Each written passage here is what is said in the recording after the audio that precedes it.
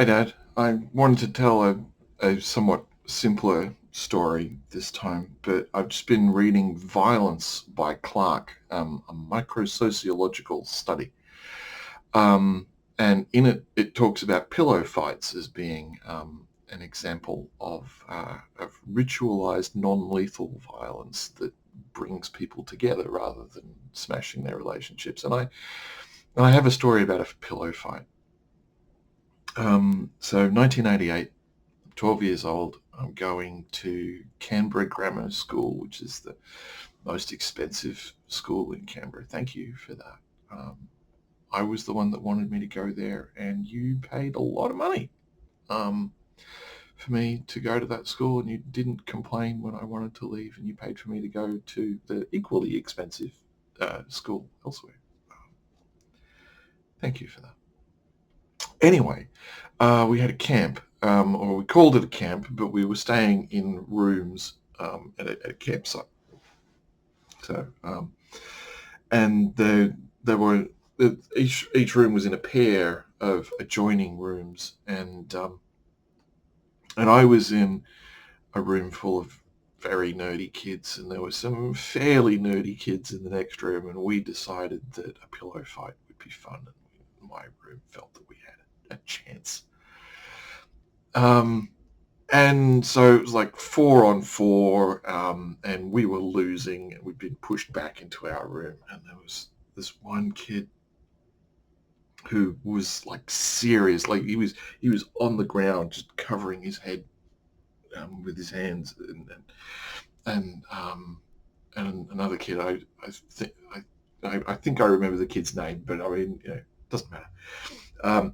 Just smashing into him repeatedly, wham. And our teacher opened the door to the room, came through the adjoining door, and all of us immediately, like the pillows just, I was very pleased. My pillow went from in my hands ready to fight to on the bed in the right place in a quarter of a second. All of the pillows went down except one. This one kid is facing away from the door.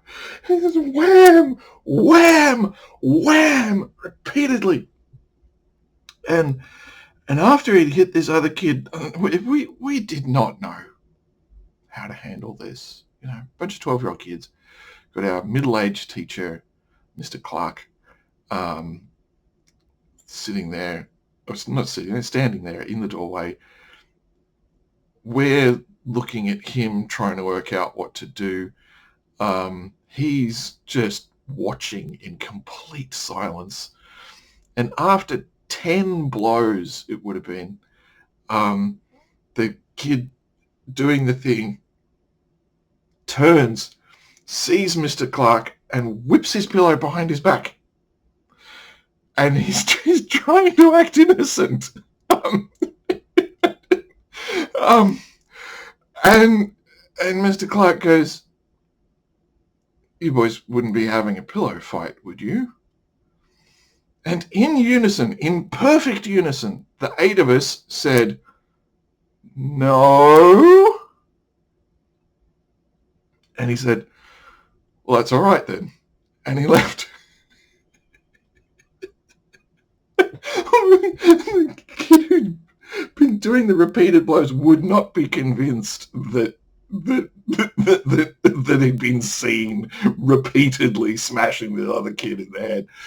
And Mr. Clark, from that moment onward, was officially a very cool guy.